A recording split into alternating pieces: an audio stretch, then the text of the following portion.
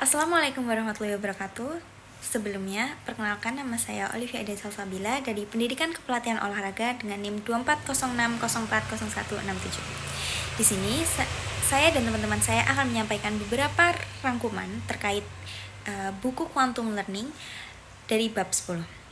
Menurut saya, isi dari bab ini berfokus pada bagaimana membaca dapat menjadi alat yang kuat dalam belajar, dan bagaimana cara meningkatkan kemampuan membaca supaya lebih efektif dan menyenangkan.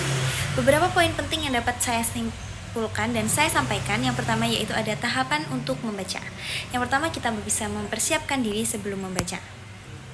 Misalnya, kita bisa menjaga suasana hati, menenangkan pikiran. Sebelum membaca, ada baiknya kita mempersiapkan diri supaya kita bisa memahami apa yang akan kita baca nantinya. Selanjutnya yaitu ada meminimalkan gangguan supaya fokus kita lebih baik. Untuk menghindarkan kedelaian dalam otak kita saat membaca, ada baiknya kita mencari tempat yang tenang untuk membaca. Dan menurut saya itu akan menambah fokus kita juga.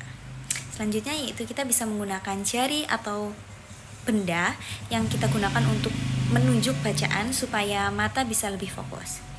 Cara ini banyak digunakan untuk orang-orang yang mau meningkatkan kefokusan membaca sehingga tidak ada paragraf atau kalimat yang tertinggal. Yang terakhir yaitu kita bisa melihat sekilas materi bacaan sebelum memulai membaca keseluruhannya. Menurut saya hal ini dilakukan supaya kita lebih tahu gambaran umum terkait bacaan yang akan kita baca nantinya. Untuk cara ini sebenarnya bisa dilakukan secara opsional, tetapi jika cara ini dilakukan, kita akan lebih mengetahui gambaran umum bacaan yang akan kita baca nantinya, dan kita tentunya lebih mudah untuk memahami secara spesifik apa yang akan kita baca nantinya. Yang kedua yaitu ada memahami materi bacaan. Jadilah pembaca aktif. Jangan hanya membaca kata per kata saja, tapi cari ide utamanya. Jangan terjebak pada detail yang kurang penting. Selanjutnya yaitu ada libatkan indera-indera lain, misalnya seperti bayangan visual dari isi bacaan atau suara dalam isi pikiran kalian. Selanjutnya yaitu ada ciptakan minat terhadap materi-materi. Bila tidak tertarik, belajar jadi berat menurut saya. Selanjutnya, kita bisa membuat peta pikiran atau rangkuman visual supaya ide-ide utama kita lebih mudah diingat setelah membaca. Mungkin itu saja yang dapat saya sampaikan. Perkenalkan, nama saya Anissa Dwi Apriliani dengan NIM 2406040179 dari Prodi Pendidikan Kepelatihan Olahraga. Nah, yang ketiga ada kecepatan membaca. Kecepatan membaca ini dibagi menjadi 3 macam. Yang pertama, membaca cepat atau skimming. Nah, skimming ini bertujuan untuk mengetahui gambaran umum pada teks tersebut. Yang kedua, ada membaca normal. Membaca normal bertujuan untuk mengetahui isi atau gambaran pada teks secara keseluruhan. Nah, yang ketiga ada membaca mendalam atau scanning. Nah, scanning ini membaca dengan teliti guna mendapatkan detail dan informasi secara spesifik. Nah, jika teman-teman ingin meningkatkan kecepatan membaca, aku punya tips nih. Nah, yang pertama tipsnya yaitu dengan latihan teratur. Yang kedua, dengan menggunakan metode membaca yang efektif. Yang ketiga, ada meningkatkan kosakata. Dan yang terakhir yaitu mengurangi subvokalisasi. Selanjutnya yang keempat ada melatih dan meningkatkan penglihatan periferal.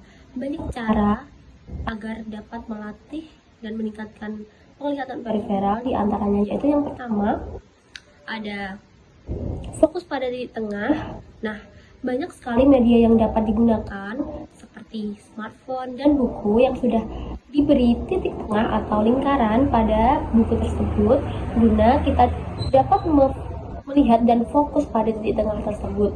Yang kedua ada membaca menggunakan teknik vertikal, yaitu dengan membaca posisi mata ke atas dan ke bawah agar mendapatkan beberapa kosakata sekaligus. Yang ketiga ada meningkatkan visual. Yang keempat ada melatih penglihatan dengan gambar. Nah, dengan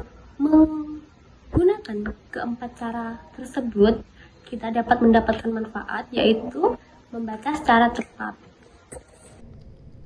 Perkenalkan, nama saya Sabrina Astiola, saya dari Prodi Pendidikan Ekonomi Rombel B. Nah, di sini saya akan menjelaskan teknik tambahan atau teknik yang dikembangkan. Nah, selain teknik dasar membaca cepat, ada beberapa strategi pendukung agar hasil bacaan lebih maksimal. Yang pertama yaitu latih membalik halaman dengan cepat dan efisien. Cara ini tuh dilakukan dengan cara jangan terlalu lama di halaman yang sudah terbaca. Kemudian gunakan ritme tertentu, misalnya hitungan dalam hati supaya tidak berlama-lama. Kemudian ada kalau menemukan hal penting, cukup beri tanda, jangan berhenti terlalu lama.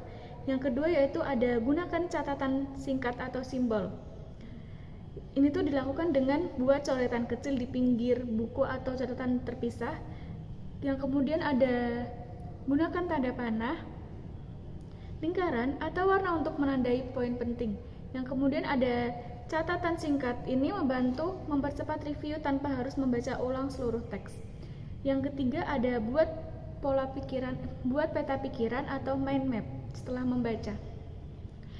Nah, tuliskan ide utama di tengah, lalu kembangkan cabang ke ide-ide pendukung, kemudian gunakan warna, gambar, atau simbol biar lebih mudah diingat.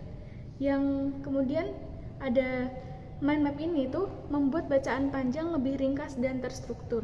Yang keempat ada bangun minat baca dengan strategi kecil. Nah, mulai dari topik yang kamu suka, baru beralih ke bacaan yang lebih sulit. Kemudian pasang target harian sederhana, misalnya 10-15 menit membaca fokus. Kemudian ada jadikan membaca sebagai kebiasaan ringan yang menyenangkan, bukan beban.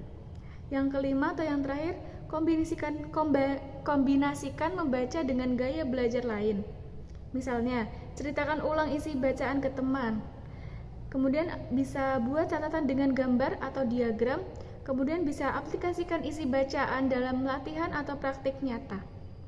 Nah, kesimpulan dari bab 10 ini dari buku Quantum Learning yaitu bab 10 ini membahas tentang melaju dengan kekuatan membaca, mengajarkan bahwa membaca adalah keterampilan aktif yang bisa terus ditingkatkan.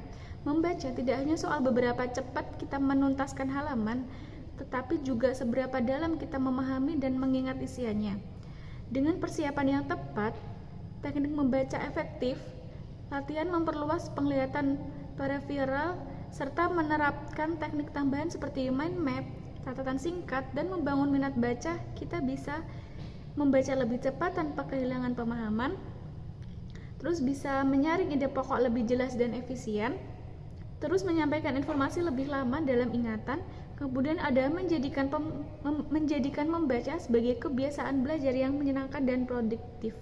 Intinya, semakin sering melatih keterampilan membaca dengan teknik yang benar, semakin kuat peran membaca sebagai mesin penggerak utama dalam belajar dan pengembangan diri. Wassalamualaikum warahmatullahi wabarakatuh.